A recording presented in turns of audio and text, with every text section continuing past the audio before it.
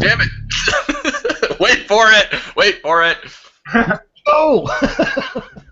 Okay, drum roll, please. Theme music.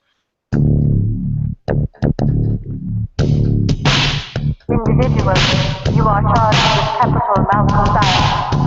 Anti-citizen deception approved.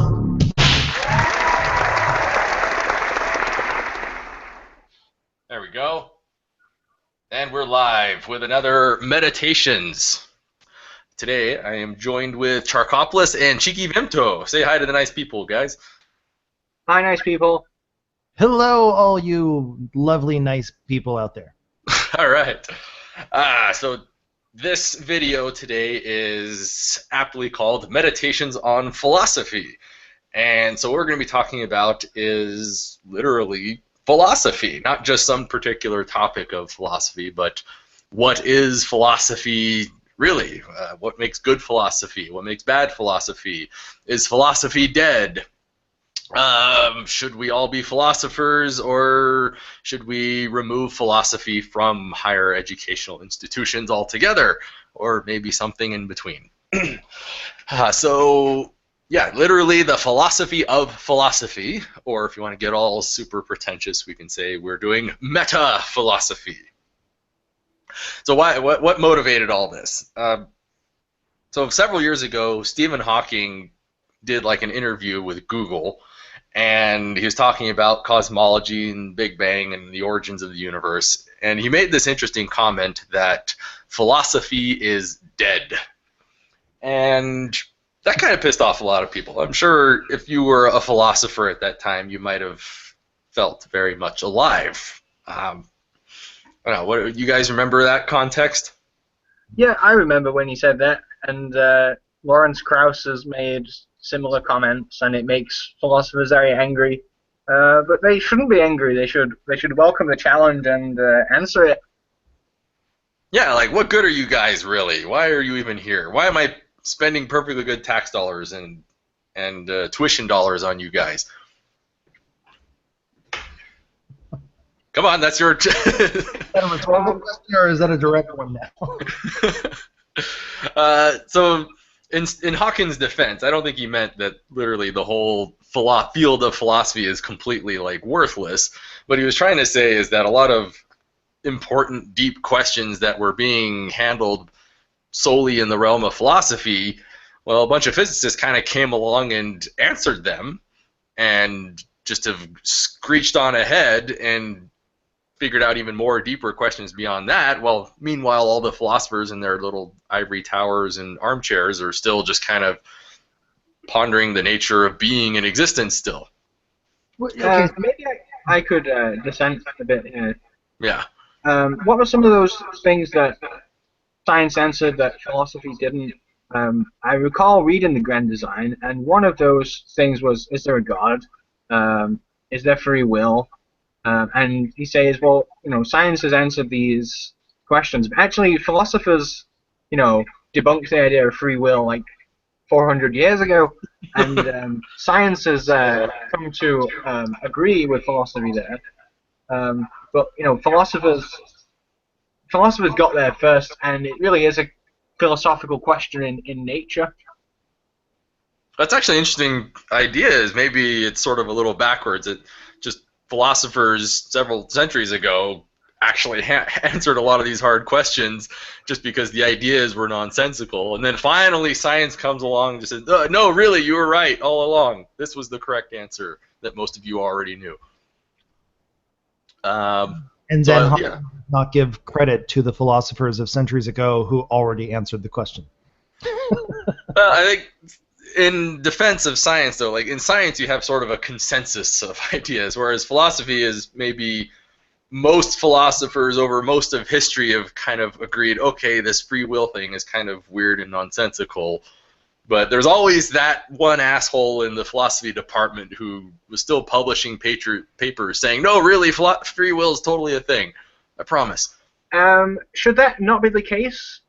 Don't you want like a fair hearing from the other side just in case? Well, if they have something new and original to say, sure, but I don't know, have you listened to Philosophy of Religion lately? It's pretty rehashed from centuries ago, right? Or would you say they're actually contributing something new to their discipline? The ontological argument, which really frustrates you. Well, that's been around since Anselm. Right, but there are, like theories of logic that, like separate, like try and figure out that what's not just that they're wrong because they look stupid, but like carving at the joints, what's really wrong with them? Like, why do they fail? And like what's going on here? And Kant tried to say, well, existence isn't a predicate, but that's disputable, I think. But what's really wrong with those ontological arguments is that they're ambiguous. They when you say a perfectly great being exists, there's two senses in which you can mean you can mean at least one great being exists, which is existential and therefore question begging, or you can say for any supreme being it never fails to exist, but that doesn't say that there is one, so it's hypothetical. No supreme being fails to exist. So philosophy has really, it is not simply that it's the ontological arguments are just these, waste of time. There's something to be learned from debunking them. No, I don't disagree with that, but we're not really here to carve up the modal ontological argument too much, but just kind of say, what do we gain by philosophizing over it now, despite the several centuries of people basically proving it wrong from every conceivable angle, right? Well, you gain a fine-grained understanding. Right. So that kind of brings to the next point, is like, what good is philosophy then as a discipline? What is philosophy? What is their purpose in life? What are you doing when you really do philosophy? So that takes us to our next talking point, where the word philosophy is every introduction, every Wikipedia entry, like the textbook I have on Intro to Philosophy actually will always begin with this, what is philosophy? Well, philosophy means love of wisdom. It's philosophy, right? The Greek meaning of that. So what everybody always loves to say, well, if you are a lover of wisdom and you are out there seeking wisdom one day, you're philosophizing. And that's what philosophy really is. It's just going out and wanting to learn stuff. What do you think about that as a definition of philosophy? It's not very helpful. I kind of agree with that, and that's sort of like I don't know, it's almost patronizing. Like, you're in this philosophy class and you have this guy with a PhD. He's like, do you like knowing things? Well, you're a philosopher too, just like me, right? And everyone's a philosopher. You're a philosopher. And you over there, Timmy, yes, you too. You're a philosopher. So, I don't know, it seems kind of like a meaningless label if, like, anybody who just has the slightest interest in learning stuff is now a philosopher. Like, what does it even mean to have a PhD in philosophy now? I have a PhD in loving wisdom. I don't know. I guess we all get PhDs now. What's your PhD? The love of wisdom for us now in 2016 is pretty vague. But maybe for Aristotle, who didn't know what we know, like just going around, and for him it was all the same, like poking around and categorizing biological systems and thinking about the nature of ethics. He was a polymath, and he would just ask any question that seemed interesting to him. He would answer without knowing whether it would be useful or not. He didn't think that categorizing arguments would be useful, but it did turn out to be useful. Symbolic logic has an application or two. Well, I guess in that sense you could say, taking contextually, if you're some peon in ancient Greece, what exactly are you doing with most of your time? You're plowing your fields and trying not to die of bubonic plague, right? And then this guy in a robe comes along and starts asking questions. It's like, hey, maybe there's a little more to life than just eating and not starving. So in that sense, maybe yeah, a philosopher did kind of have a little more meaning. Whereas today, anybody with access to Google and Wikipedia could learn stuff and could do a little more than just day-to-day survival. So maybe that label meant something a while ago, but I guess you could sort of sounds like what you're saying doesn't mean as much today as it used to. I would say it's not that it doesn't mean as much, philosophy as a whole, just that what philosophy is has evolved, and it just takes on a different meaning. Right, and that's kind of what we're looking at. So that's like the bare essence etymology of philosophy is just that word. Well, as a lover of wisdom, as you're a philosopher, and that's really all we're doing at the end of the day is figuring wise things out, trying to be more wise tomorrow than we were today. So in that sense, you could argue that some people are more philosophical than others, but it still doesn't really explain why we have a department of philosophy at every major university. You don't go into their classrooms and they're just like, hey kids, let's just learn about something and ask some questions and think real hard. And we'll see if we're a little wiser tomorrow than we are today. Well, philosophy in academic departments tends to ask questions which are foundational. And that's how you can have meta-philosophy, is that you do philosophy about something. So if something is not innately philosophical, it can be made so.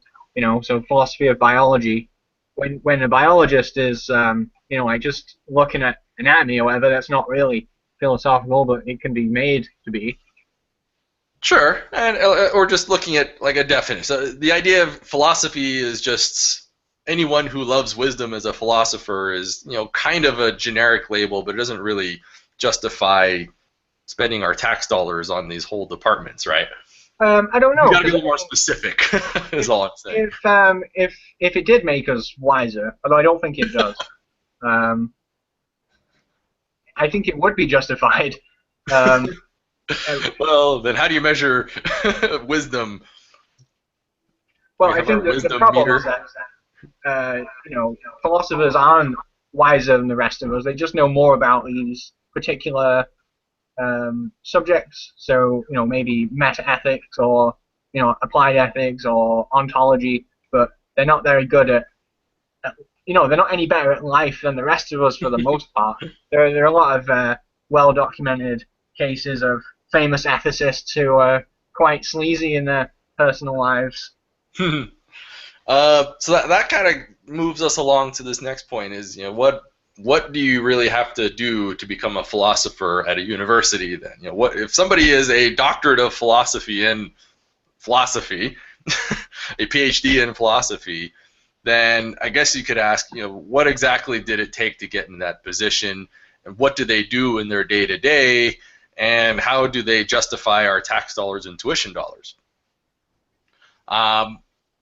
So my personal introduction to philosophy, I actually never took a college-level course in any pure philosophy. My intro to philosophical concepts really began just seeing arguments and debates between philosophers on YouTube and theology, and I knew more than I realized just from having a strong background in math and science.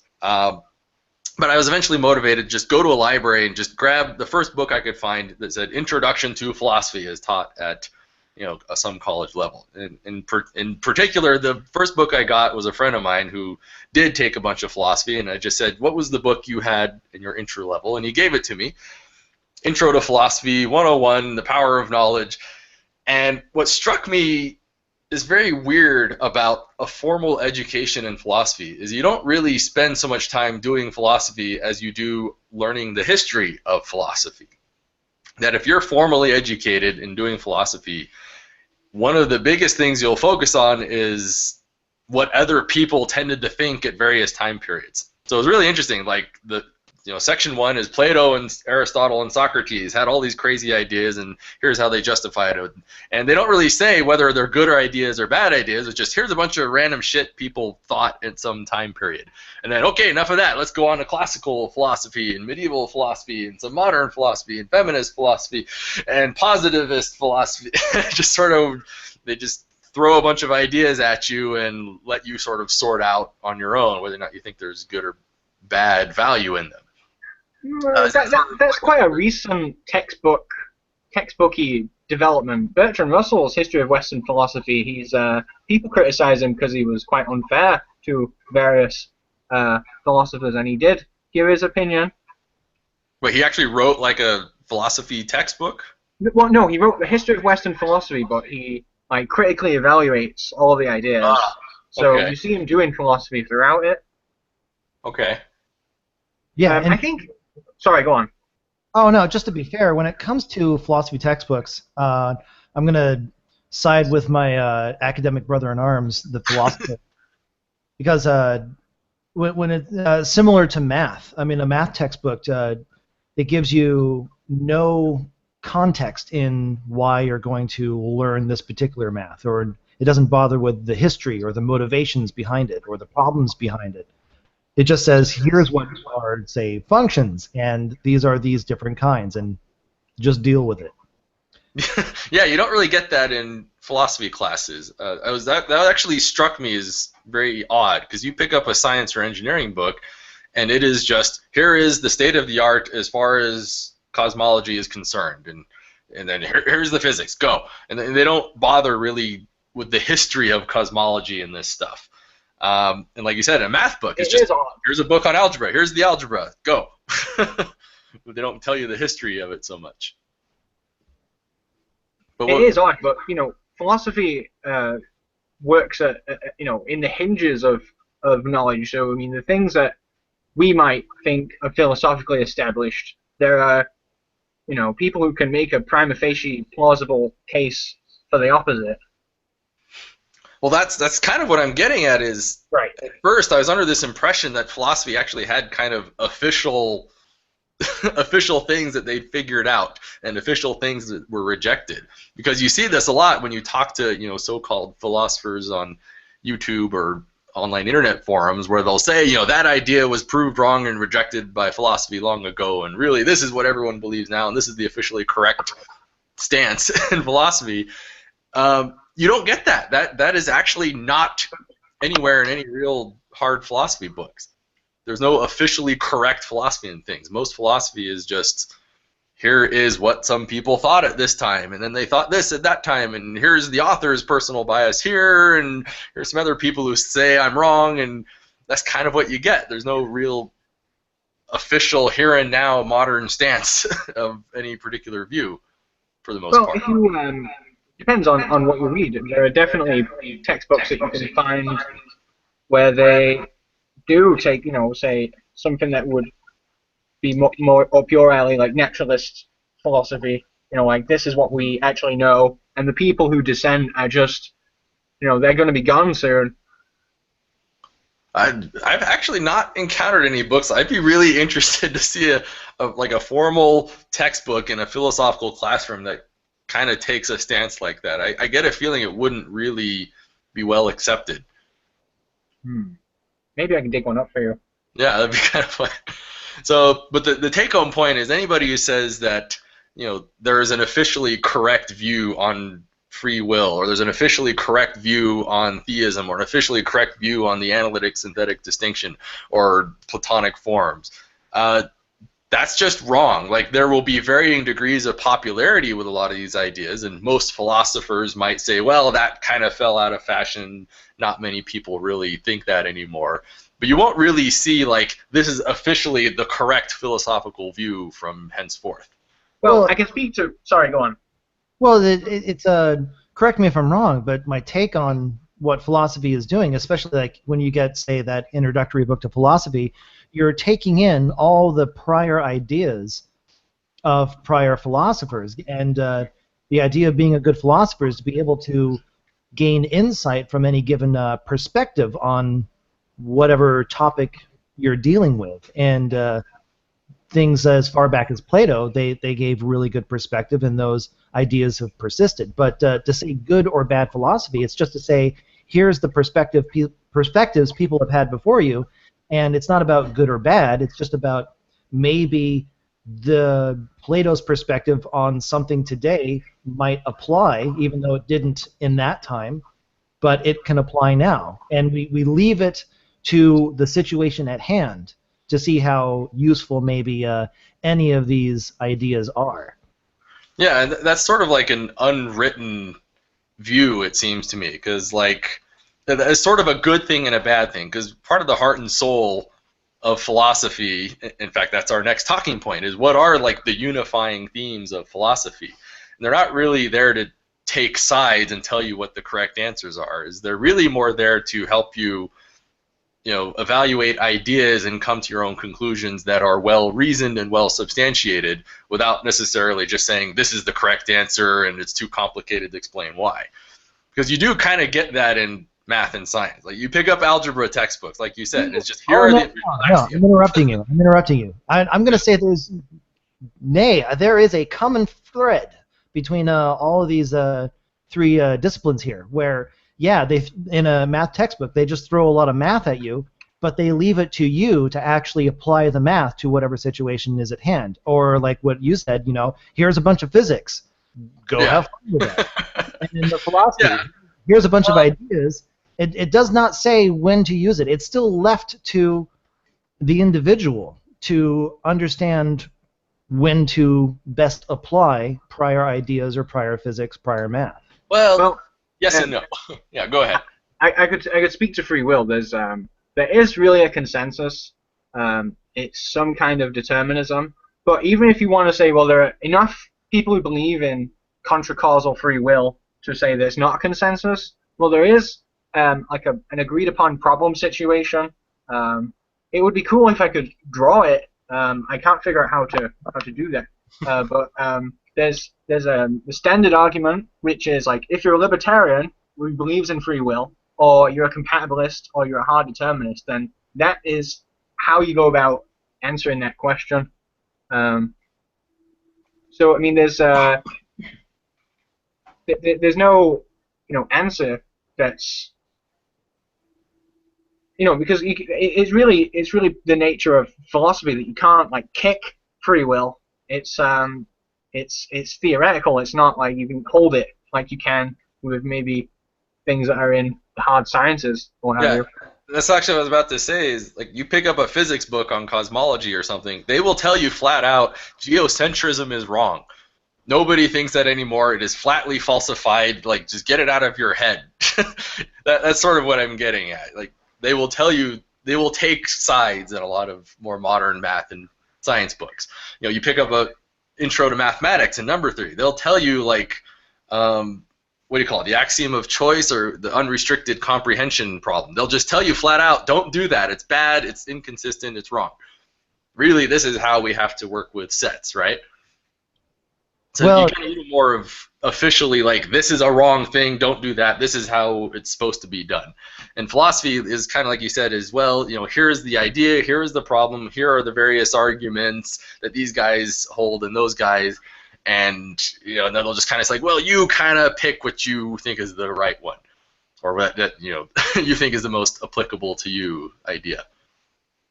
So I sort of see what you're saying, how math is kind of said, here's the math, now you figure out ways to apply it, but they do periodically say, this is a wrong thing, or this is an absolutely right thing. Here is a theorem, here's the proof, it's correct, no argument anymore. You don't quite have that same certainty in philosophy books. That's kind of what I'm getting at. There's no hard and fast, officially correct or incorrect answers. There's just, here are the various camps and their views and arguments. Well, it depends on what kind of philosophy you're doing. If you're using philosophical reasoning for something in real life, then you can say, this is definitely certain. I mean, when we were talking off air, I told you about, the memes that people share on social media that say, if you don't like and share this, then an alien will appear at midnight in your room and scare you, or maybe kill you, or whatever. Well, people share those because they have philosophical misconceptions, and there's a history of it where Descartes says, well, how can I prove that there's no evil demon manipulating my thoughts and deceiving me? And, David Hume's answer to that is, well, you don't need certainty, but you're really you have no choice but to go about being a human and believing things. in the example I just gave, well, really, the proper response is, can I prove it? No, but I'm still going to dogmatically reject the idea that I should share this thing on my social media. So it sounds like you're saying, although philosophy does kind of read a little flimmy and flammy, there are at least some unifying themes that are kind of agreed on. Well, it's not really about unifying themes. It's about how skeptical do you want to be at a given time and in what context. Yeah, but what I'm trying to get is there are at least some things that if you approach philosophers in a philosophy department, there are at least some ideas that they will universally say are good and bad. I don't know. There are probably not many truths that you could get them to agree on. Well, I think there's at least a few. I tried to make a list of things that philosophers will agree on here. I think it's safe to say most philosophers universally will say dogma is bad. Don't be dogmatic. That whatever belief you have about something, you can still question it. You got to have reasons for it, and those reasons are subject to reevaluation, right?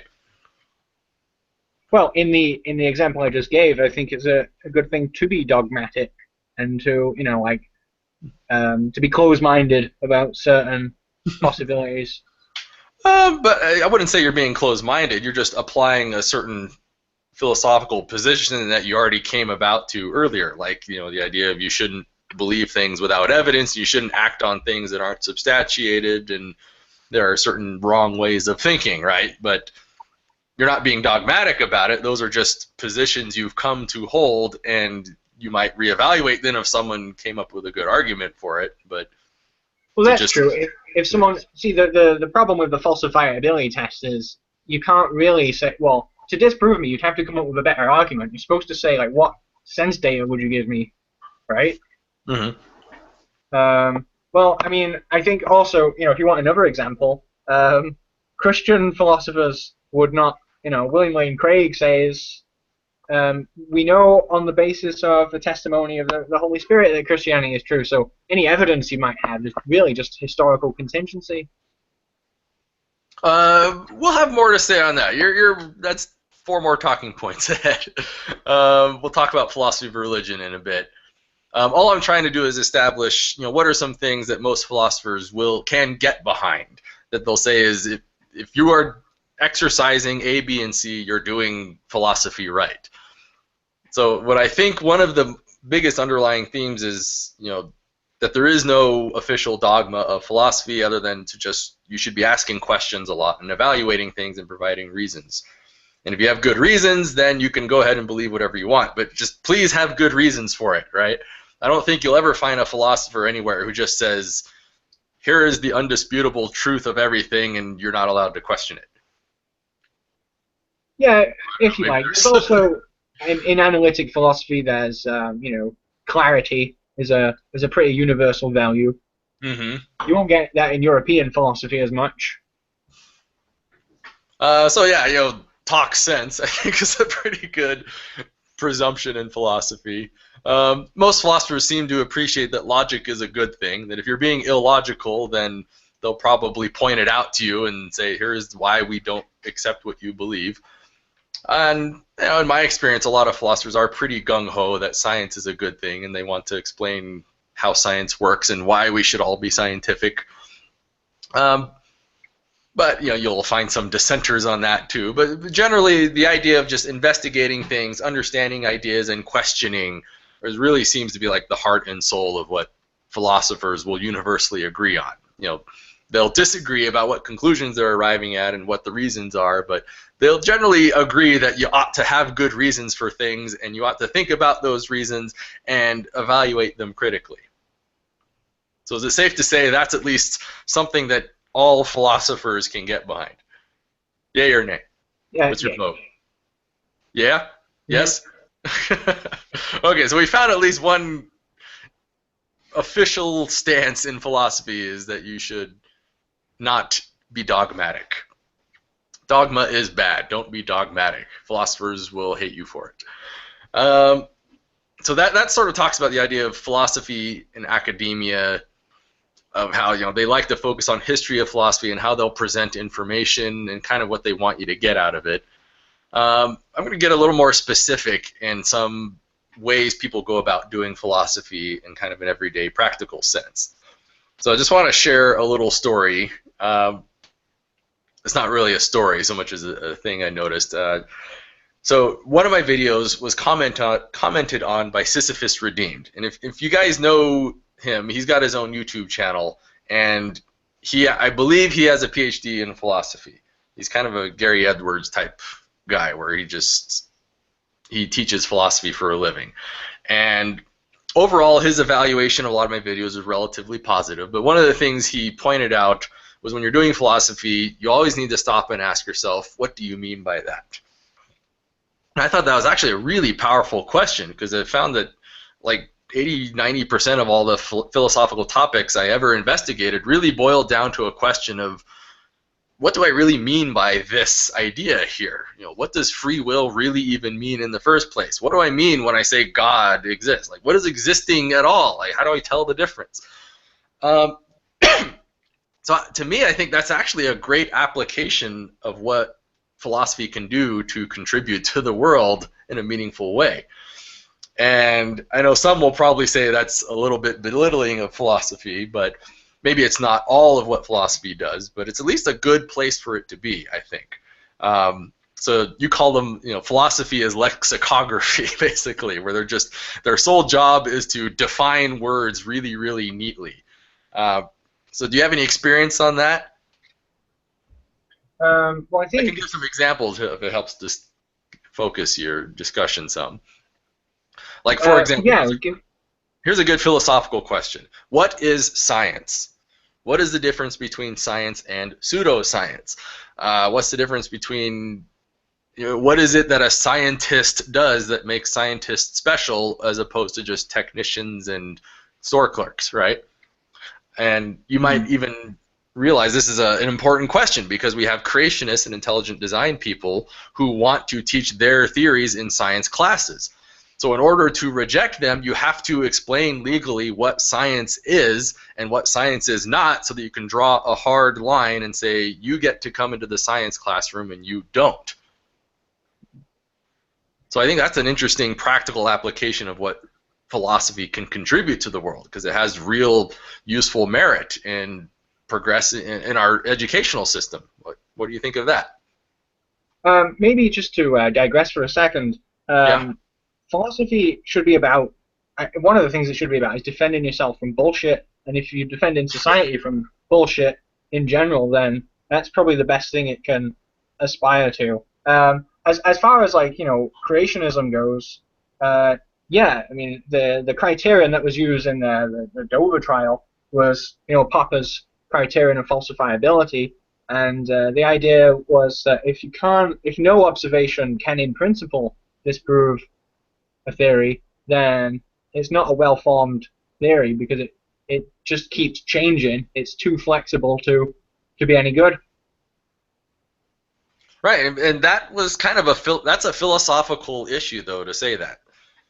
Mm-hmm. Like, somebody had to think about this word and look at what people are doing in practice and what is the key distinction between what these guys are doing and those guys, so that these guys get to go into public science classrooms and those guys need to get kicked out. But that is a fundamental philosophical issue. That is what philosophers are trained in principle to do properly, it seems. In fact, like, that's what you'll see a lot of research on in modern philosophy at universities, is guys will say on their resumes, my primary interest is in the philosophy of science. The problem is that philosophy has a poor history of successfully defining anything. If you read Plato, then it's always like they're just about to get the definition, and then the person who Socrates is talking with has to go, because it's such a difficult job. So, I mean, there are two ways that you can, try and define something. One is, the Socratic way, which is give the necessary and sufficient conditions. But the other is Wittgenstein, family resemblance. Uh-huh.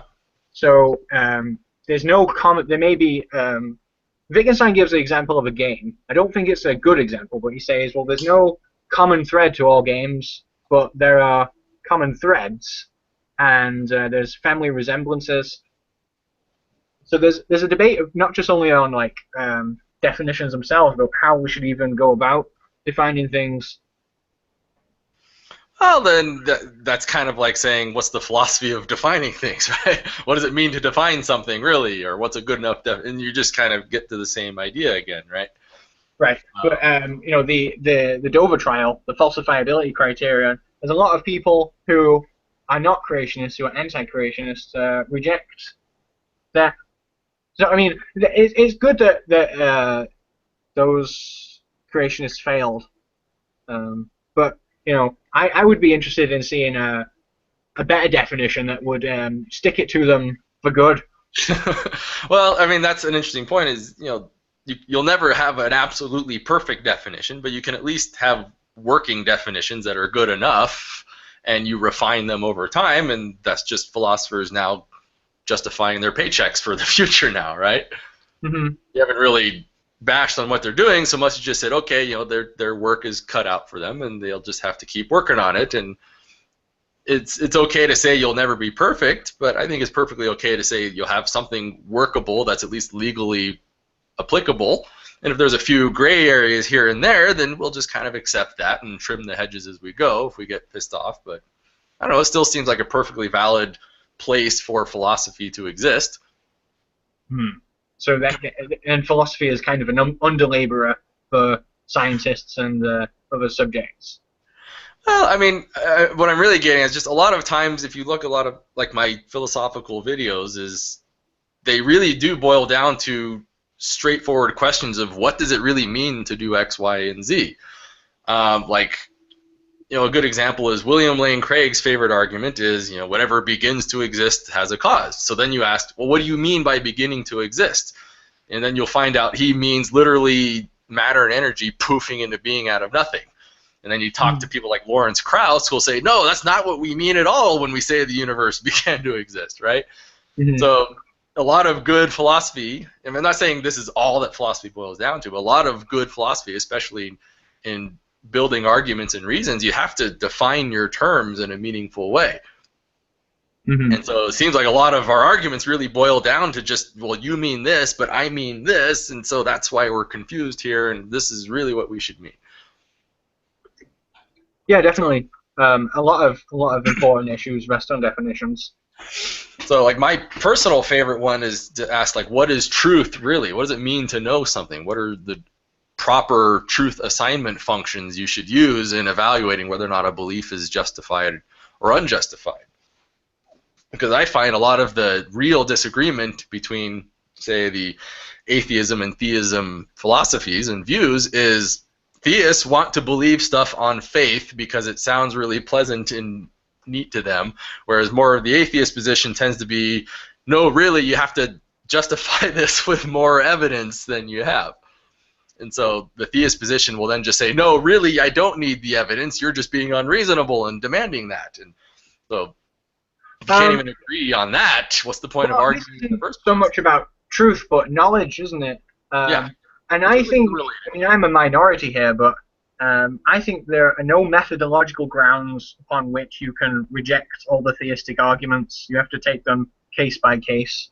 So, you know, there's no, God didn't show up, and so there's no evidence, but the theists' argument are that, say, take the fine-tuning argument that something about physical reality is itself indirect evidence, analogous to, say, you know, how we would infer the existence of a black hole due to its gravitational effects. Now, obviously, I don't think the case for theism is anywhere near as strong as black holes, which, you know, are basically proven now, right? But you know, trying to rule out those arguments on methodological grounds because you need sensory input, I think doesn't work. Well, so the idea of philosophy then, a good place for philosophy would be to really have a nice hard definition of, no, this is what it means to know something, this is what it means for something to be true, this is what it means to have a justified belief in the first place, So if we can enumerate all this criteria, we can say your belief has merit and your belief is stupid. Uh-huh. In the same way, we could say your theory here is scientific and goes in the classroom, and your theory here is crap and goes in the theology room. Well, Plato gave the definition of justified true belief, and that seemed to hold up for a while. But the Gettier case, right?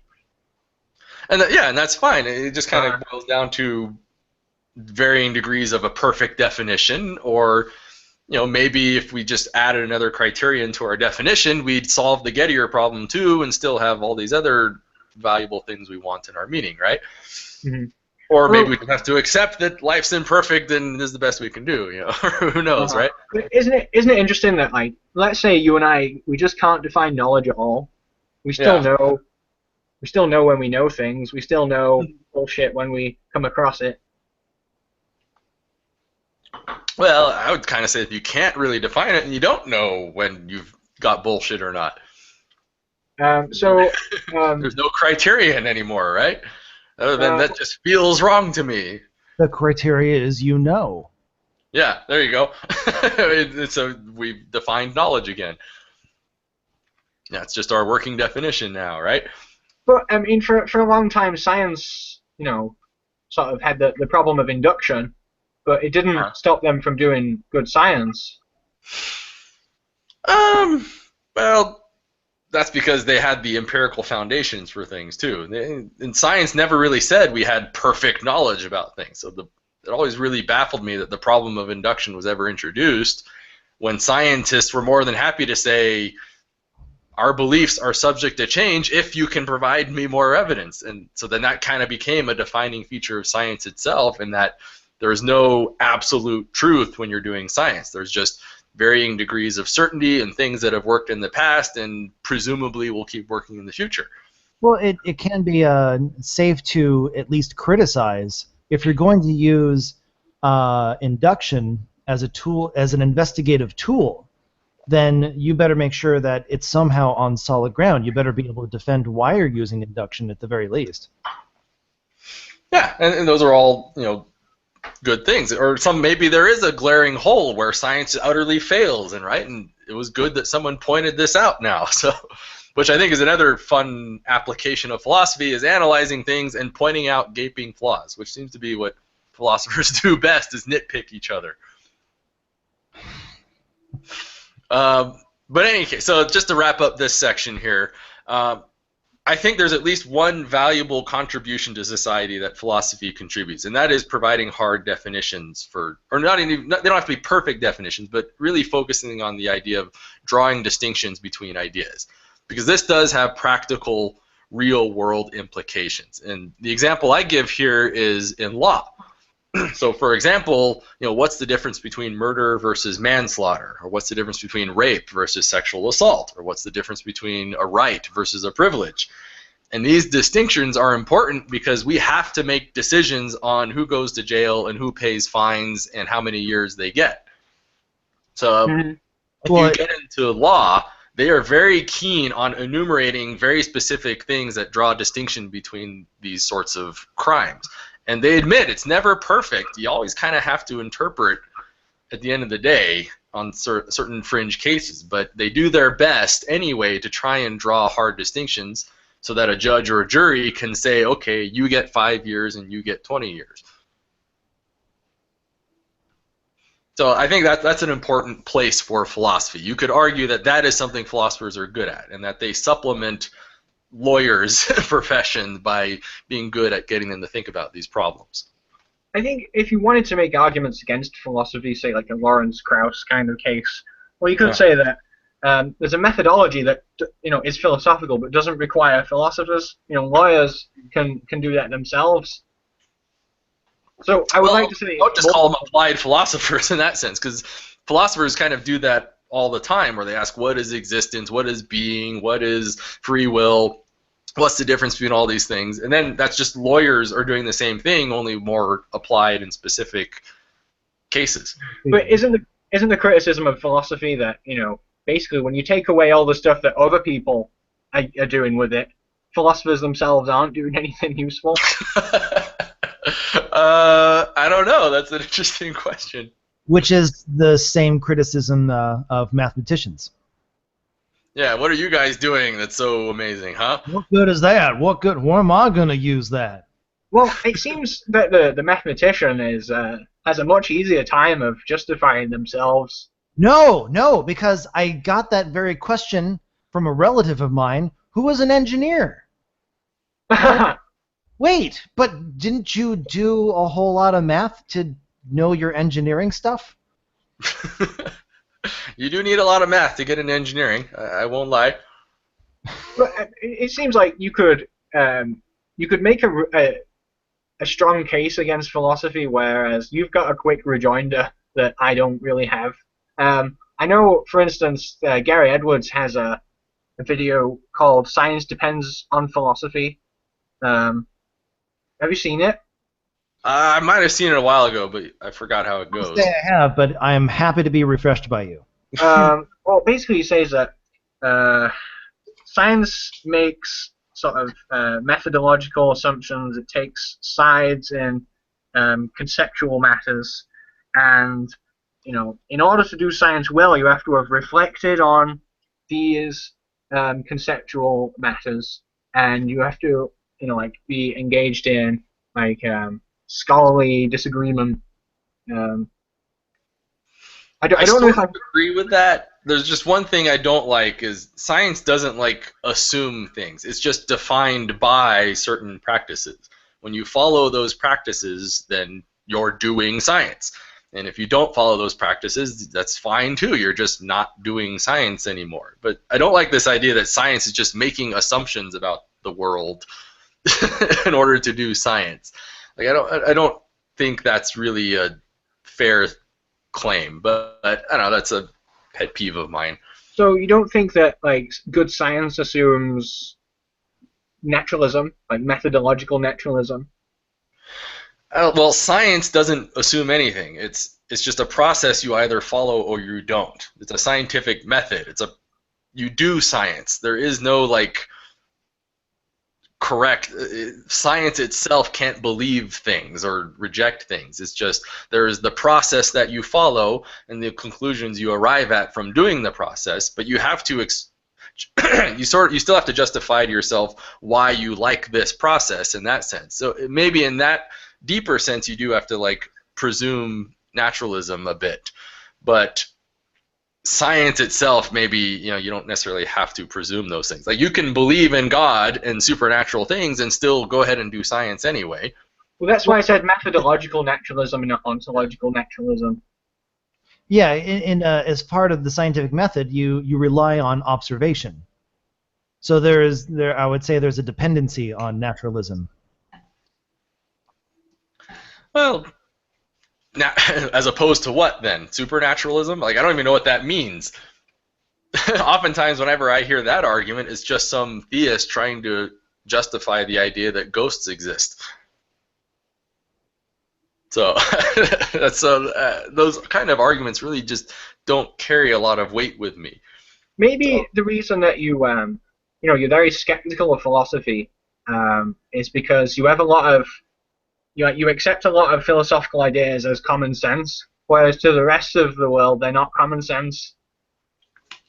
Well, I mean, there are certain ideas that are okay. Sorry, you just broke my brain with that. But yeah, I think there are a lot of certain foundational ideas when you're doing science that seem obvious if you've been doing science for a very long time. But to be a scientist, you don't have to presume naturalism. You just have to follow the process, and you'll arrive at a conclusion. But like I say, William Lane Craig himself can go into a laboratory and do science. So that's why I think philosophy as definitions is a really interesting application, in that philosophy will tell you whether or not you're doing science, but you don't have to presume anything in order to actually do science. You really just have to explain to yourself, why do I prefer the scientific method of knowing things over other alternatives? That's where you kind of get into the realm of presumptions. Okay, That's well, sort of you're the scientist. And I'm the official authority here, so therefore that makes me right. So maybe we could, like find something that we disagree a bit over, because you've been pretty charitable to my position so far. Like, I mean, you could believe in ghosts and go hunting for ghosts. Like, does that mean you're a bad scientist? Or do you just eventually find that when you apply the scientific method, you find that belief in ghosts is not warranted now? So, where's the problem there? How is that a rejection of naturalism? Or how did I presume naturalism in that regard? You have to explain to me what naturalism even means in the first place now. It's difficult to define it, because if you say that nature is all that there is, then you're kind of defining it in a circle. Or if you say that everything is physical, then you've just defined physicalism in a way which doesn't help. I was reading this one book, and it said that, well, you could define naturalism as the thesis that if the things in psychology stopped existing, the things in physics wouldn't necessarily stop existing, which is a way of like distinguishing it from something crazy like idealism. Yeah. But that's a bit more of a substantive definition, because it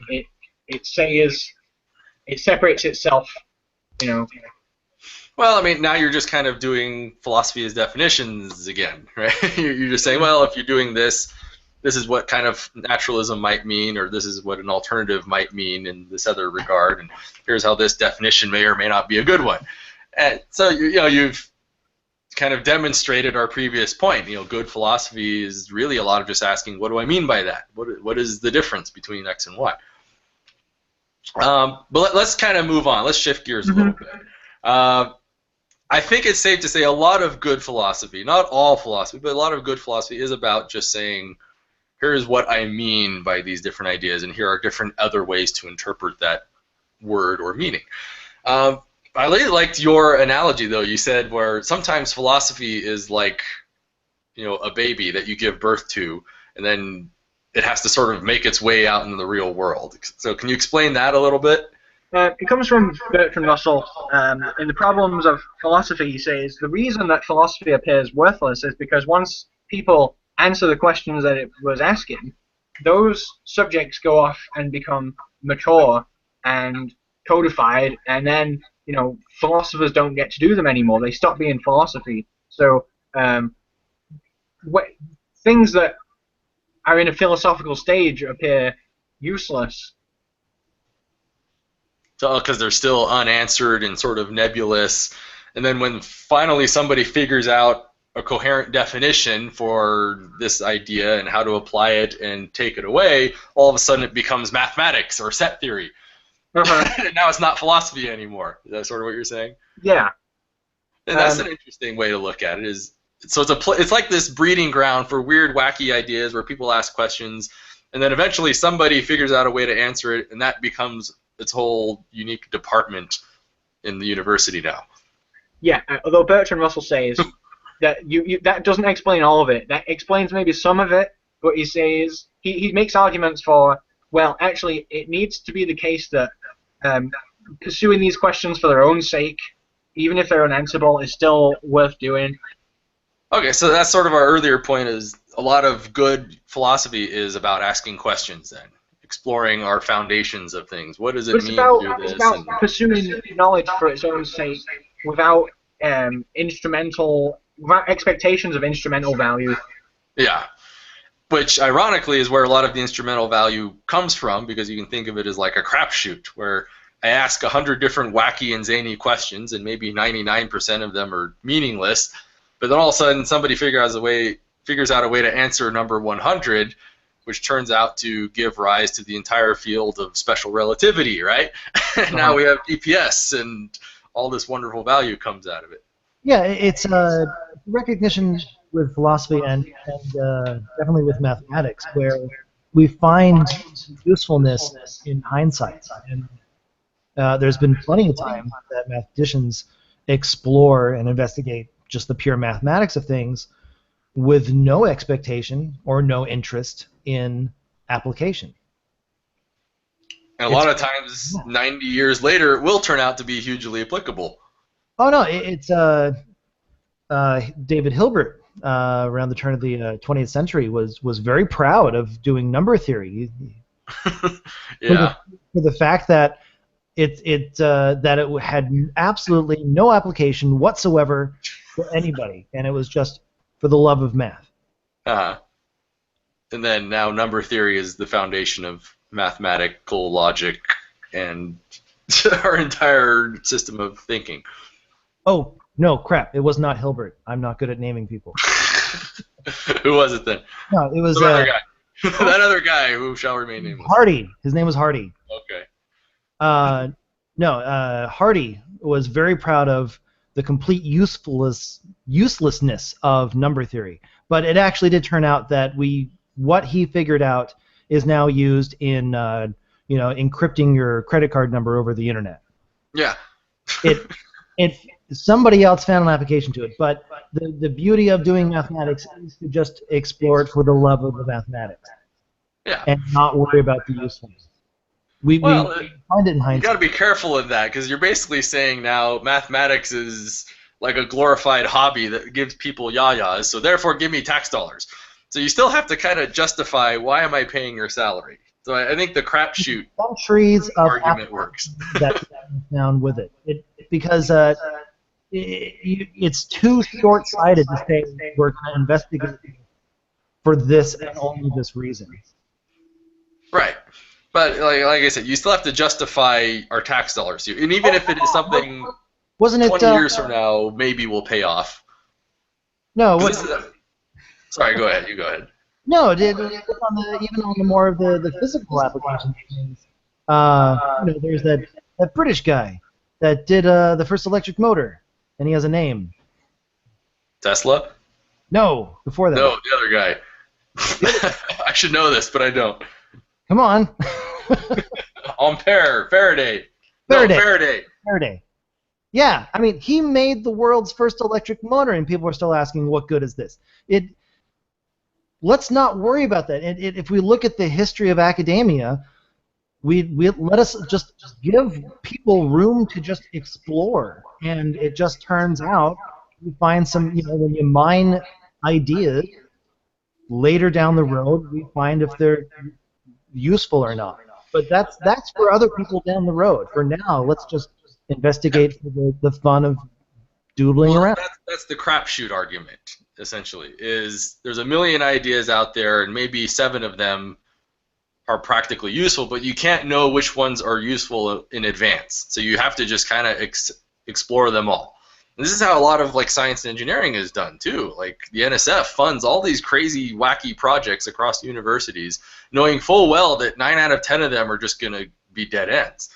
But they do that because they know when you have that one that works out, all of a sudden it blows up into this multi-million-dollar industry.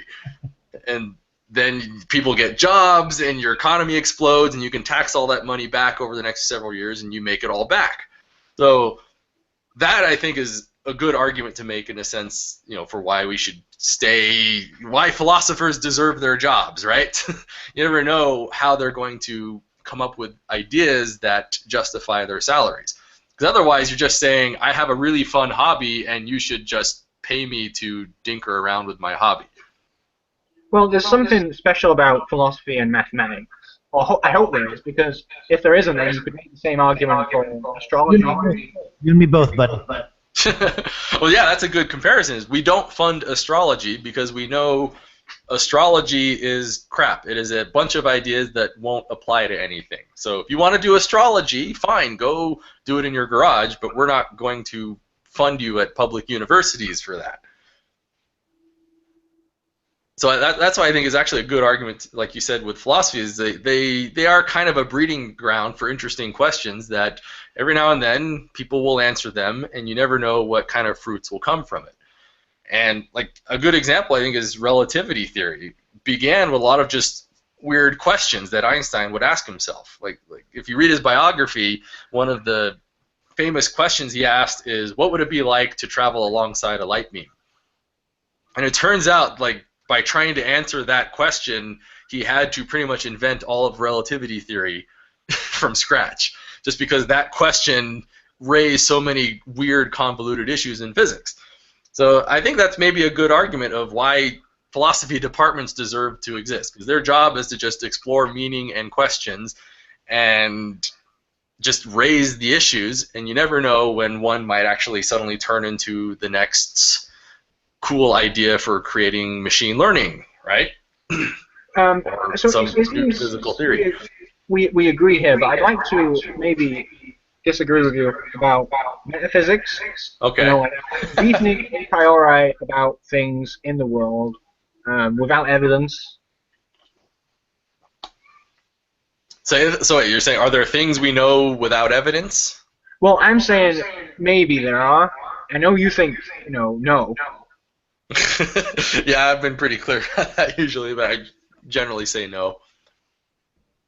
Well, what about, the modal realism?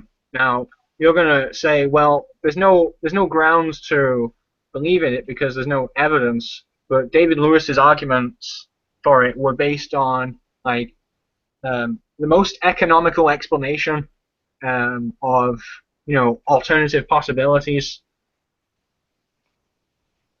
So, therefore, we should fund philosophy departments, or we should defund them? Well, we should not only fund philosophy departments, but we should believe in an indefinite number of spatio-temporally distinct worlds. So how does that belief help me get better internet access? Or it doesn't. It just helps you understand what the universe that you live in is not it's not the only one, and it's an example of a priori knowledge. Now, obviously, I don't know if I buy modal realism. I just don't know that the empiricist response to it is the one I'd want to make. Well, that's getting a little off topic in the sense of, that's a very specific thing. Should we argue modal realism, or should we at least accept that people are going to come out with wacky ideas? Well, isn't your main beef with philosophers that they reason a priori about the world, and they should be letting the world tell them what's in it, and not they should be imposing their ideas on the world? But I'm offering you a counterexample which says, no, actually, here's a case where we can do that. Well, what I'm trying to ask is, how does that justify your salary? Because a lot of universities deserve public funding, right? So why should I have paid you as a professor at a university to come up with that idea when you could have just as easily worked some other job in your daytime and thought that up at nighttime?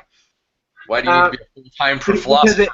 It might well be true, and if it were true, it would increase our understanding. It would help us explain something which is hitherto unexplained. I know you're. Well, I'm super pragmatic about that, because truth itself is only meaningful if you can do something with it to apply it, or create some kind of predictable outcome with it. So, in that regard, you can't convince me to fund you if you just admitted in advance, here is a completely useless fact. It's just true. Here's a fact about nature you can't do anything with, even in principle. In my view, you just said, here's a completely useless piece of information. That's all I heard when you say something. Didn't we already establish that the usefulness, shouldn't be presumed upon in advance, and that we should be open to ideas that are apparently useless, just in the interest of the free pursuit of knowledge and inquiry? Yeah, but the idea is you don't know which ideas will be useful in advance. So you let people ask questions and argue about and solve problems. So under the expectation that every now and then something will be valuable and pay back for all that time and energy we wasted with the other stuff. Because otherwise, why do you deserve a department of philosophy when you guys could just go meet in a pub and talk about philosophy in your spare time, right? Well, because publish your findings that way. It's a finding that explains what we observe, and isn't that what science tries to do? Well, the definition of science is you have to make some empirical prediction out of it. And the ability to make empirical predictions is a necessary precursor to having applicable value in the real world, is the idea. So that's why we like to fund science with billions of dollars, because it economically pays back for itself in the long run. So we don't like to fund public projects that don't have any economic payoff, because otherwise I could spend that money elsewhere. So that's the case you have to make to Congress or to these funding organizations if you want money. You know, how are you justifying your salary to me if you're just going to hand me propositions with the word true next to them and nothing else? So you have to, otherwise I can spend my money elsewhere and solve real problems and make the world better. So this is why I don't really like the whole some knowledge is just good for its own sake, because that's not meaningful to me. You know, you'll feel very warm and squishy about having known modal realism, yet I'm still starving. There's kids still starving in Africa. I still want to go to the moon. I still need to do something about global warming and recycling. So that's why those kinds of arguments just don't pull any weight with me.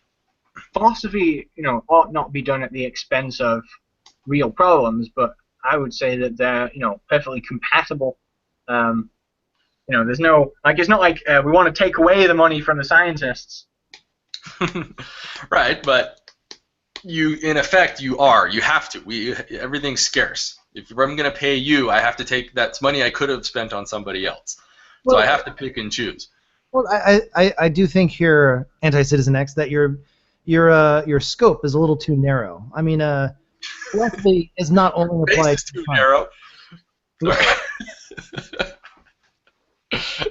Sorry, go ahead. I'm waiting to see if that was an actual burn or not. What was that? No, go ahead. Science is not the only application to philosophy. I mean, philosophy. I mean, when you're dealing with the world of ideas, it can be applied really to any other discipline, department, whatever you want to go with. I mean, let's say, how about you got a philosopher involved in the film department, and you're trying to put together a way of expressing some sort of idea that only modal realism could really do. Come on.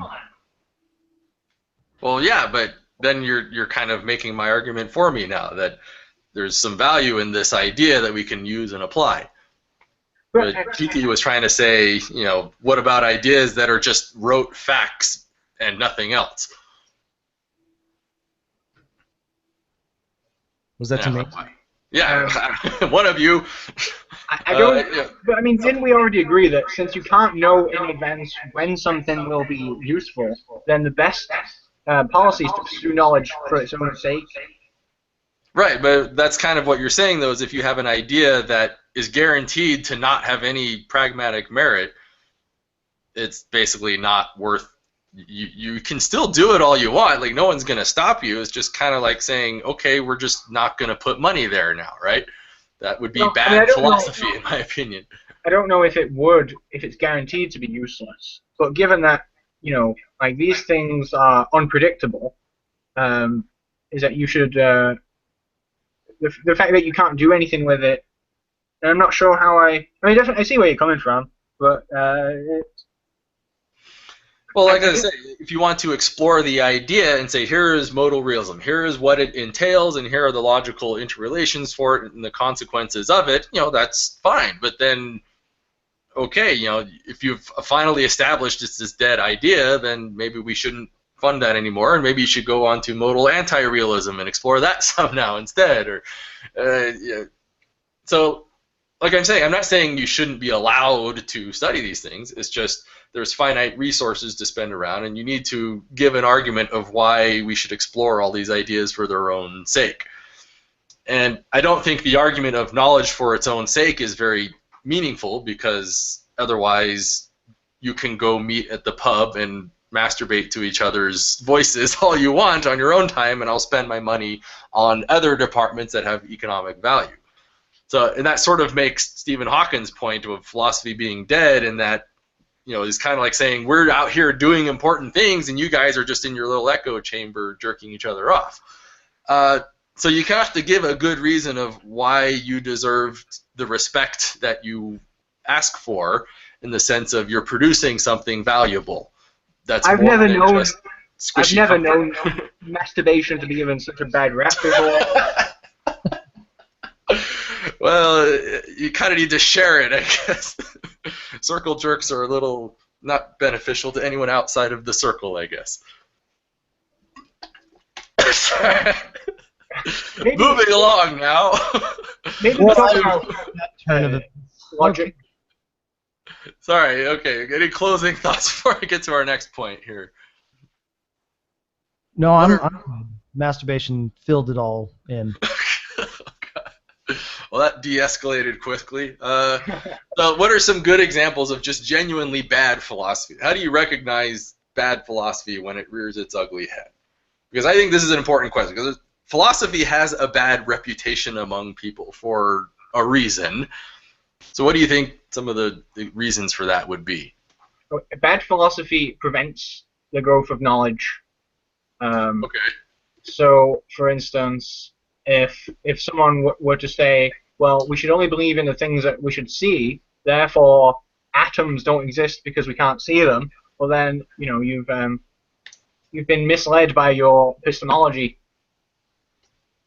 Okay. I mean, that's just a toy example. I mean, I think there were people who said that, but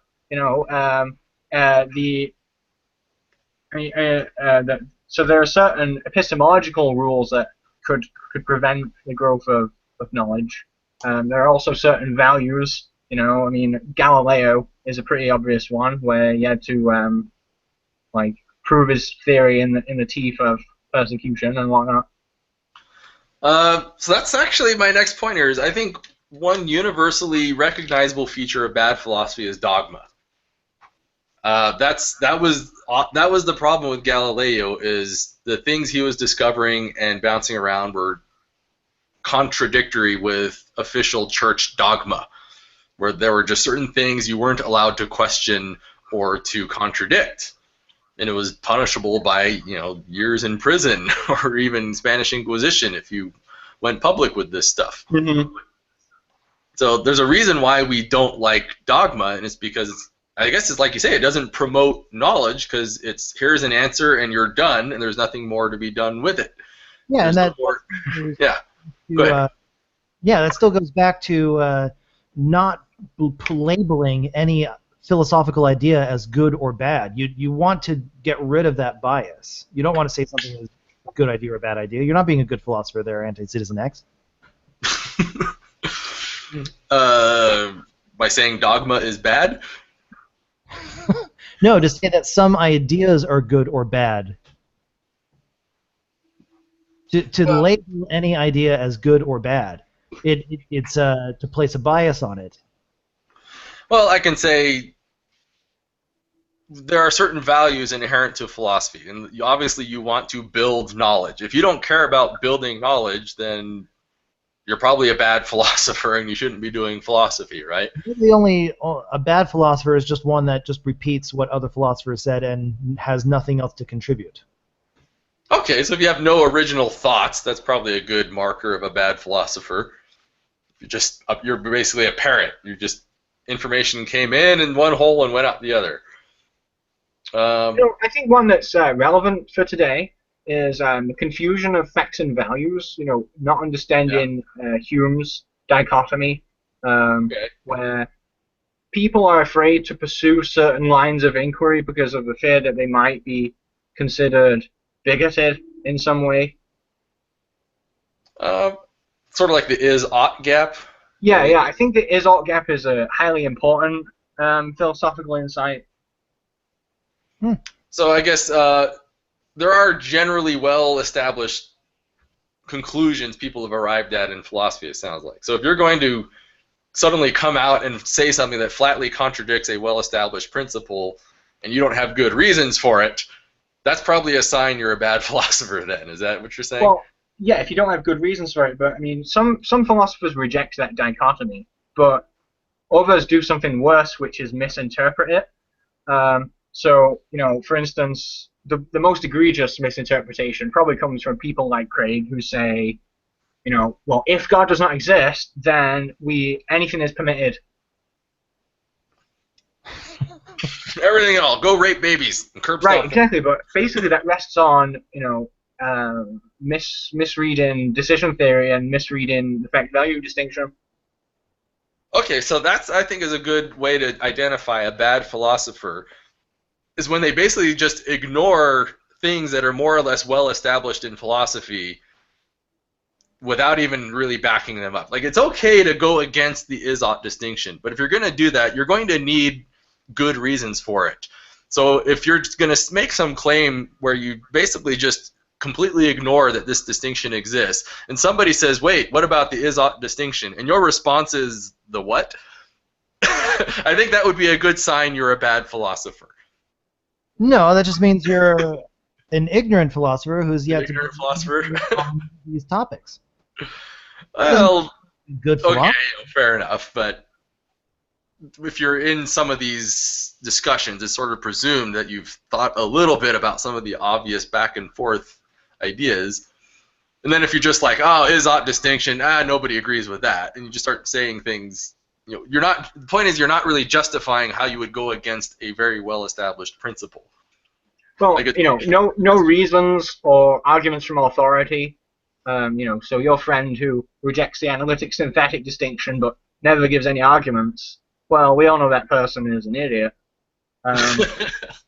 Actually, that's actually another faux pas, I think, in philosophy, is arguing from authority. It's a lot of a lot of history of philosophy is really like mired with people who were trying to challenge dogmatic institutions, and the response was basically just, this is what the church says, so shut up. Therefore it's correct. This is what God says because it's written in the Bible, therefore it's right. Shut up. So arguments from authority are, in a sense, a form of dogmatism that I think are easy to recognize when you see them.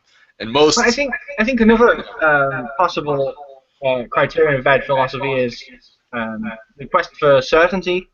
Like you were saying earlier, like we just have to like do the best we can with the knowledge that we have. For instance, Descartes, was basically just giving way to paranoia. I mean, it did get him the cogito ergo sum, but now the meditations mainly function as, like something target practice for college students, because that's how badly argued it is. Actually, that's an interesting point. Is sometimes bad philosophy is recognized by how much is just thrown out for Intro 101 philosophy students to wet their teeth on, I guess. That's a good. It's bad. It's badly argued. The questions are interesting and novel, so it's good in that sense. Right. So I guess circular logic, I think, is universally regarded as generally pretty bad when because you're not really giving reasons when you make circular arguments or question beg. You're just kind of asserting facts out of nothing without reason. So I would agree with that circular reasoning is bad. Should we talk about presuppositionalism for a minute? Yeah, so that's one of our favorite examples of just bad philosophy all around is the Seitan-Bruggencate school of thought. And I would like to hear it from an actual philosopher. Yeah, so tell us what you think of Seitan. Well, the thing about Seitan is there's two important things. One is the argument, the transcendental argument for God, but the other is actually a strategy, a rhetorical strategy, which is interrupting you, derailing you, not listening to you, threatening to cut you off. So really, he doesn't use the transcendental argument. He gestures towards it, but he doesn't explore it in any sense. He's his goal is, and he has said this, to shut people up. So the way you handle a presuppositional apologist is you say, all right, I'm going to explain how I can know things, and then you just keep going for as long as they'll listen. And then when he says, well, you didn't tell me what knowledge is, you go, hang on, I'm getting to it. And then you just keep going infinitely long. And his goal is to shut you up. So the answer to Seitan is don't let him shut you up. All right. So anybody who pretty much wants to not hear opposing views or critically evaluate alternative ideas is a bad philosopher who pretty much has their preferred conclusions that they asserted out of nothing, and they hold to dogmatically and then plug their ears anytime they're challenged. Well, Saiten isn't even a philosopher. He's a theocrat. You know, he only pretends to use a philosophical argument, but he's not. You know, he's not doxastically open. He's those people shouldn't be argued with if they're going to use that strategy of just derailing you. I mean, you saw the one he did with the realistic nihilist, right? Oh, No, yeah. they go together? They argued? Yeah. He ended up just kicking the realistic nihilist off. But the realistic nihilist was trying to talk to him and engage him with ideas, but Sai just kicked him off the show, and that was shitty of him. No, I never saw that. That'd be kind of fun to see. So how about another red flag for bad philosophy? One I think is a good way to tell a bad philosopher would be the Deepak Chopra kind of crowd, where they basically just say lots of words but don't really say anything meaningful. Or Yeah, I think those Daniel people Dennett. should be, well, I don't know. They shouldn't be read. No one should pay money for Deepak Chopra's books. Like Daniel Dennett's favorite word is the deepity, right? Where Uh-huh. he gives an example of a trivially true statement that, or it's a statement that when you interpret it literally is trivially true, but when you interpret it non-literally as figurative, it's meaningless nonsense. Right. Love is just a word, or something like Yeah, that. love is just a word is his favorite example. Like, yeah, that's true, but then you're like, it sounds really deep, but it didn't really mean anything otherwise. So that, I think, would be a good sign of bad philosophy, is people who just sort of talk for the sake of sounding impressive, but they don't solve problems. They don't address anything. They aren't really answering any questions in a meaningful way. They're just kind of spewing out bullshit. Yeah, and there was a famous controversy with Derrida when he came to Cambridge, and he was given an honorary degree, and a bunch of philosophers lined up to sign a petition that would prevent him from getting that degree, because they said, well, his ideas are either false or trivial, depending on how you read them. But he ended up getting that honorary degree. Okay, so it sounds like Deepak Chopra would be a good example of genuinely just bad philosophy, not even philosophy, we could say. And not So even not science, even because wrong. he just he makes, he's empirically wrong. He says that you can manipulate your body using quantum physics so that you won't age or something like that. And now look at him. Yeah, old. Yeah. So how would you describe? Hasn't applied his own. No, he just didn't take his own advice. Yeah, there you go. Or maybe he's 99 years old. He's 900 years old. That's. What do you think about philosophy of religion? Because I've actually heard people like Peter Boghossian saying they want philosophy of religion just not even in philosophy anymore, because it's pretty That's a much mistake. apologetics. I like Peter Boghossian. I spoke to him on Facebook once, and he messaged me. I think he's a cool person, but that idea is wrong, because if you surrender philosophy of religion to theocrats, they'll be good at it, and you won't. Yeah. And that's a bad recipe, especially given the way American society is. What you want are what you want is a knockdown case for what you believe, naturalism. Well, what I think his beef is, philosophy of religion just isn't really philosophy anymore. It's apologetics. The only people who publish in philosophy of religion are basically Christians trying to justify Jesus to everybody, but they're not really doing any good philosophy in any other respect.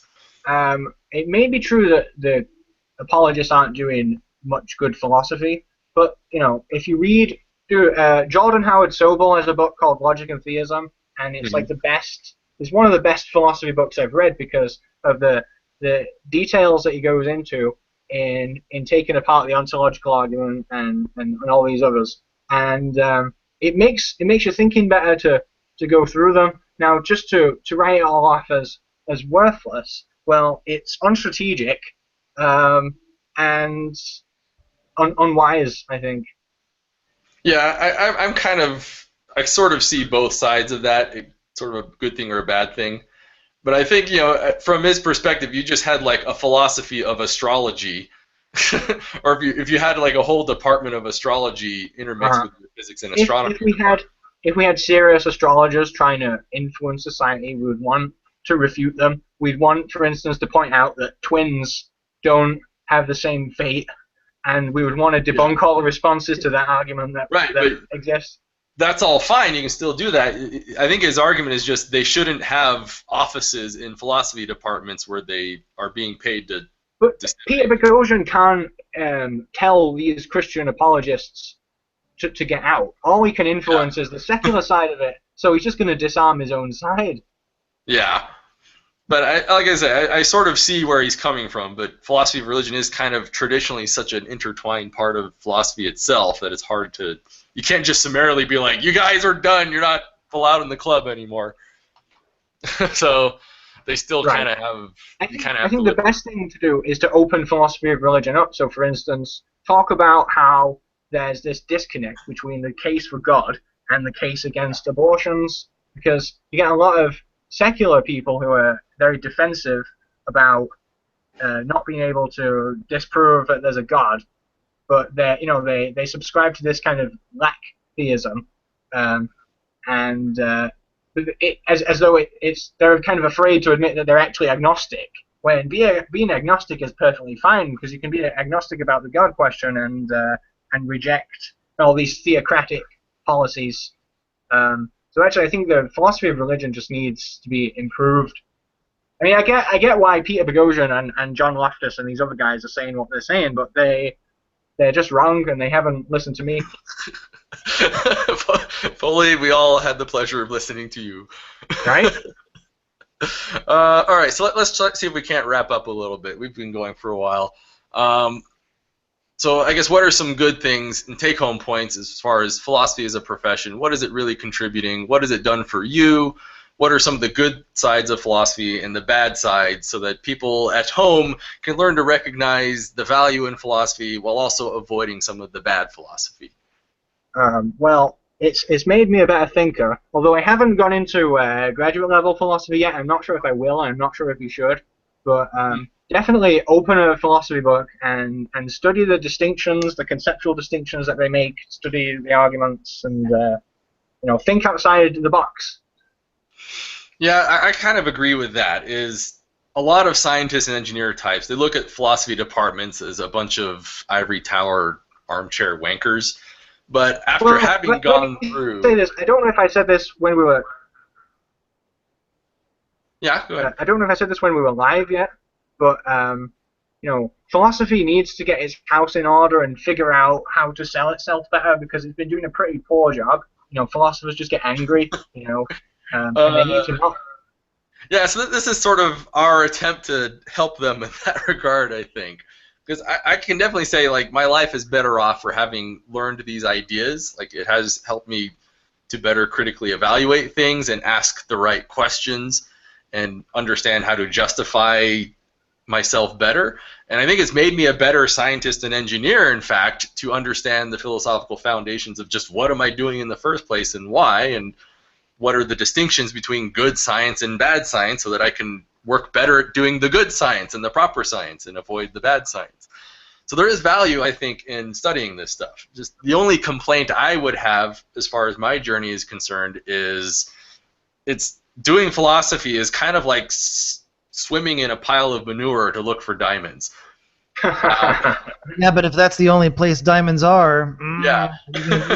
But that's where the diamonds are, and you kind of have so you have to sift through a lot of shit before you find some useful nugget that's valuable and interesting, in my opinion. And that's kind of like what a lot of philosophy is. Like I said, is you just read books. Here's a bunch of stuff that people thought at this time, and here's why they thought about it. And then this group of people came along and told them a bunch of idiots and came up with these ideas, and the next group came along and proved them wrong with these ideas, and then this group resurged again and reaffirmed what was originally thought wrong 500 years ago. So it's just all just mess of back and forth. There you eventually- go. I think you finally sold, or at least gave a good PR perspective to philosophy departments all around the world. Is those philosophers are willing to wade through the shit to find those diamonds. And that would actually be a good thing for philosophers to do, is to kind of like have an official modern philosophy, and what are ideas that are more or less fleshed out that you can take for granted now and established, and acknowledge you're welcome to challenge this stuff, but here's what we're generally the point at. Here's what we're thinking. Here's how it's useful to you and how you can use it to make decisions, and it's not just wank for the pure sake of wank. Because that is something a lot of people get annoyed about, is the sophistry of philosophy, where you just have people arguing at each other and throwing words back and forth, but never arriving at any meaningful conclusion. Well, then maybe they should get off YouTube and find some interesting books. Yeah. If the interactions that they're getting aren't productive, then they just need to get away from YouTube, where all these idiots are. I mean, there are plenty of people who I wouldn't want to be without, who have met through YouTube, but the Derests and the Cartesian theists and what have you. Yeah. And not just Christians. There are some. The Dusties, the Jacqueline Glens. Yeah, the Jacqueline Glens. Yeah, well, there's definitely something to be said about being able to engage in a dialogue about a particular thought experiment and just argue through the course of it and not even worry about seeing if any solution is out there to be had. Or if you can persuade anyone. Sometimes it's important to just give up on actually persuading anyone and just be charitable and just relax, and if the other person doesn't see sense, then fine. You can rest assured in how right you are and everyone else is wrong. So let's just kind of, okay, our second to last point here is, what does it take to be a really good philosopher, you think? So my sort of opinion, after having gone through a lot of reading and studying, is really good philosophy should begin with the basics. Just bare epistemology. What does it mean to know something, really? Because it's not meaningful to argue about anything if you don't even know what it means to arrive at a good, meaningful, defensible conclusion in the first place. So I always kind of recommend, if anybody really wants to get into philosophy, start with just basic logic and epistemology ideas. Ask yourself, what does it mean to have a true belief and how to justify things in the first place? Otherwise, it's just you're being dogmatic. You just have this belief that feels really right to you, and you're just arguing until you're blue in the face, but you don't have any real objective standard to compare your beliefs against. So, Charkov, you were saying this a lot. Logic is really a great foundation, because it's the rules of how propositions go together in the first place, how to even talk sense. I said that? That sounds smart. I wish I remember saying I'm sort of saying that. Yeah, and yeah, mathematics. If you, to the behest of many other people I know, you could just call it applied philosophy. I kind of like that definition. And actually, one of the things I noticed is a lot of the hard problems in philosophy are actually solved in math. Well, they have a mathematical solution. They have a math. Well, yeah. Like a good example is the liar's paradox. When I first heard that, it blew my mind. But then I started studying like mathematical logic, and you get into things like Gödel's incompleteness theorem, and all of a sudden you realize, oh, it's just a property of language that you can do this weird feedbacky things, and just there are some propositions you're not supposed to answer because they just blow up when you do. They're undecidable propositions. It's like, oh, the mathematicians figured that out a century ago. Well, there's also alternative logics. Like Graham Priest says that some propositions have two truth values. So the liar's paradox is both true and false, and then he shows you all these different kind of multi-valued logics that are interesting too. Right, so that's a good way to think of, when you study a lot of various fields in logic and math, you realize that certain hard-ish problems were basically a bunch of mathematicians and logicians got together and just said, here is a nice, consistent, defensible solution that means something. It doesn't necessarily have to be the solution, but my experience is that they're pretty darn good solutions, and they're very strong and very meaningful. So to answer a lot of hard philosophical questions, go into logic, go into math, and actually go into science too, because scientists answered a lot of those traditionally hard questions as well, like where did the universe come from, and are atoms real, and that kind of thing. So epistemology, logic, math, and science will really help you be a good philosopher. If you're just hell-bent on getting into philosophy, don't just study philosophy. Really expand yourself with those other fields, because it'll make you better at doing your philosophy, I think. So can we agree on that? Yeah, I definitely agree. Study formal logic. Yeah. So the final talking point, unless there's anything else you want to add to that. Oh no, it's just to really reiterate let's not worry about philosophy being directly applied to any one thing. It's that it's a nice foundational support for so many other disciplines. Yeah, just a general attitude of asking the right questions and understanding what good answers would look like and bad answers would look like, and then taking them where they may be. Because, hey, it's worked pretty well so far. It seems to be working out. So, and there's going to be a lot of bad ideas in philosophy. Just acknowledge this, too, I think. There is a lot of crap junk philosophy out there where people thought they had a brilliant idea and it seemed natural, intuitive, but it's just flatly useless and wrong.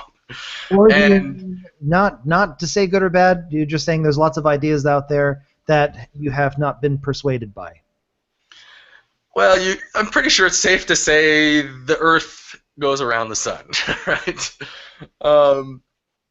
It's safe to say that atoms are real. It's safe to say that the universe has a finite space-time boundary, right? But we won't get into much of that. But you will find that as you read a lot of philosophy, there's just weird, crazy ideas that people came up with. The Platonic forms is one of my favorite, just weird ideas. And you can sort of sympathize with it, but there's weirdness to it that you got to be careful with. But sorry, that's a sidebar there. Just understand, if you're going to do philosophy, there's a lot of wacky ideas out there. Some things are well argued, some things are poorly argued, and it's up to you to kind of just roll up your sleeves and slog through the shit and figure out what's the good stuff is. Because you're going to get dirty, I promise. So, in closing, what are some open issues in philosophy? What are philosophers working on right now that justifies their salary? They're not just rehashing the same old ideas, right? There's actually new and interesting ideas being introduced into philosophy as science and culture progress. So as an interesting question, I'll throw this out there. One of the biggest problems, for example, in quantum mechanics is how to interpret the idea of a wave function. Because it's sort of this weird little dirty secret among modern physicists is the wave function is this weird mathematical entity that doesn't really have an objective reality to it. It just sort of produces results we can measure, but we don't know what it is or what it means or what a collapse is. And most physicists will admit this openly if you ask them. So there's actually a lot of people racking their brains and arguing back and forth on how to properly interpret quantum mechanics. I think some people say that that it's both it defies reason and it's illogical, and that we simply can't wrap our heads around it. If you think you understand quantum mechanics and you don't understand it, and people who say that, well, you just have to set aside your intuitions, and you get other people who say no, the intuitions falsify those interpretations, and therefore you should opt for an interpretation which is, say, like the many worlds, which doesn't say that things can both be and not be.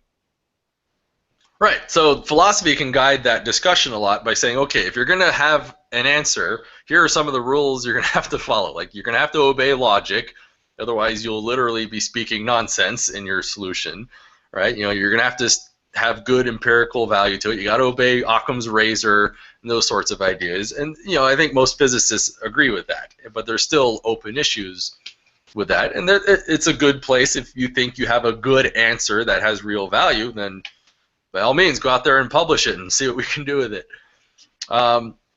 Another valuable place for philosophy is the question of what is science. Because like we said, creationists want to teach creationism in public schools. And they want to do it under the guise of being scientific. So if you have a sloppy definition or distinction of where science begins and where pseudoscience ends, you run the risk of them getting their way and teaching dogma in public schools. So the philosophy of science is a really important area of philosophy, I think, because it matters in public policy decisions of how we make that distinction. So there's probably a lot of good progress in the last 50 years on that, but it's hard to find really good answers in my experience. But there are at least a lot of provisional answers along the way that are insightful. Some other interesting ideas are ethics. For example, with the advent of self-driving cars, we're actually finding ourselves with a real problem of the trolley problem. So, for example, you're in a self-driving car, and the car has all this awareness of what's going on around you. What if the optimal solution to save life is for your own self-driving car to drive you off a cliff rather than run through a bunch of school kids? Would you even buy such a vehicle, or are we morally obligated to make our self-driving cars suicidal in a sense? Yeah, I think that's there are promising places for philosophy. I think another one is, what are we going to do about the fact that our reality, our experience of reality is becoming more and more digital, and that we spend all this time, like staring at screens. So like technology is definitely something that philosophers can speak to. Well, I think it raises interesting questions where the philosophers can at least kind of have the breeding ground for good questions and good ideas, and then eventually, like you say, some of those ideas will turn into full-blown disciplines down the road. Like there'll probably be professors someday who specialize in the ethics of self-driving cars, because some poor bastard's going to have to program these algorithms into these self-driving cars, and just the questions that are going to be raised and discussed will be very valuable in its insight in the final decisions we make. So I'd say that is a good place for philosophers to earn their keep. One more might be, I'm sympathetic to feminism and to the project of trying to make society kinder, but they've got this very anti-philosophical approach where, like, you can't even talk to them because you're sea lining, which means you're trying too hard to keep a conversation going. When they just want to be left alone. Like splitting hairs about, like you were saying earlier, what is rape and what is sexual assault and what are the correct measures to be taken around them are all philosophical questions. But they need to be like handled in a more open-minded way, which sounds crazy because the stakes are so high, but it's like you can't figure out what's right unless there are the right conditions for truth-seeking. So I think that's something I sort of mentioned earlier is one of the things philosophers do best is nitpick and ask questions to force people to address their reasons for believing things. And you're right, there's a lot of, I guess, hardcore third-wave feminists who are very ferocious and dogmatic in what they're trying to pursue, that maybe they're not being as philosophical about as they should. And so one of the classic roles of philosophers is just say, okay, here's what you believe. Why do you believe it? Are you sure about that? What do you really mean about that? And just throw doubt everywhere into everything that people think they were certain about. Yeah, and recognize that some of them will take the Seitan-Bergentate method of debate. Yes, and if they do that, then those philosophers' job is to charitably interpret what those feminists are saying, try and improve on it, and see if it holds up. Or even do their job for them of, you have this belief which I think has some merit, but you're just explaining it all wrong and your arguments are terrible. This is the argument you should be making. I'm going to dig through all that and find your document for you. So actually, that's a good role of philosophy too, is to take a good idea and maybe explain it properly. Maybe you do have a legitimate grievance, but you're just going about it all wrong. No, here's how the argument should look. That's something philosophers can do too. They're not always about instilling doubt in everything. Maybe they are sympathetic to what you believe. or what you're claiming. They just think you're claiming it wrongly, right? Yeah, exactly. Okay, so let's wrap it up. We've been here over an hour and a half, so I'm sure our audience has very full bladders. So in conclusion, I'm fairly sympathetic. I think there's a genuine place for philosophers as a department in universities. They deserve a little bit of money to keep them going, to asking questions, because as a pragmatist, I think they do produce valuable results. They explore lots of ideas. Some ideas are just empty dead ends or meaningless tautologies or just flat-out assertions. But every now and then you do have the right question, the right argument, the right idea that is convincing and compelling, or just simply leads you to answers you never realized that turn out to be convincing and compelling and practically applicable, right? So that's how I would justify philosophers as having a place in the world, rather than just a bunch of wankers who go meet at their societies and jerk each other off, right? Well, now, come on. I mean, when you're going to have a nice, decent, good party, you got to have a philosopher come in just to annoy other people, right? Yes. Yeah. And then he never gets invited to parties again. You always got to have that. There's always that guy. So, all right. So, Cheeky, what are your general opinions? Well, I'm actually pessimistic about. It's very difficult to show that philosophy is useful or should be practiced. So, I welcome the challenge. I'm glad that you're as optimistic about it as you are. Philosophers have made these crappy arguments in favor of philosophy. Like, if you're doubting philosophy, then you're therefore doing philosophy. So, these stupid reductio ad absurdums that actually blur details, and that one famously confuses the methodology of philosophy with its content. I thought this was very good and very interesting. No, that's a good point, because I am sympathetic to Stephen Hawkins when he says philosophy is dead, in a sense that, there is a lot of just armchair philosophy that goes nowhere, or there are just questions that philosophers beat their heads on for decades, and then scientists come along and finally get the answer, arguably. So in that perspective, yeah, a lot of science engineering types look at philosophy as this kind of waste of time. But after having spent a lot of time studying it, I say, there is a place for them. Their place is just not in trying to answer where the Big Bang came from. That's a scientific question, not a philosophical one. Their job is limited into this particular scope over here, which I think is valuable and useful. But I definitely understand why the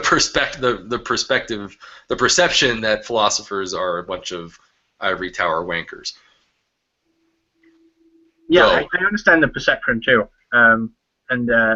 it's I think I hope that philosophers take up that challenge and explain the value of the discipline more, or even just explain the purpose of their discipline, their place. Their job is not to solve everything. If they just explain, here is really what we're trying to do, here is our focus, here is our sphere of influence. Okay, we're not going to dabble in these sorts of issues because that's a scientific one, or we're not going to dabble in this issue because that's a medical one, right? But to say, this is our place, this is what we do, and these are the products of our labor would be a good use of philosophical marketing, I think, to give people a better perception of what they do. So Charkopoulos, you get the closing words. Ooh. Well, I would say philosophers, they work behind the curtain. They're the ultimate Wizard of Oz in that respect. There is a lot of work that's been done there, but it's the fruits of all that labor is indirect to the labor. So philosophers, by and large, I think they've really gotten a bad rap, just as much as mathematics has. Well, go read Alvin Plantinga sometime. You tell me if that rap is deserved or not. Good philosophers. That's my day. Oh, okay. All right, we're signing off then. Thank you for listening. This has been a Meditations on Philosophy. Good night.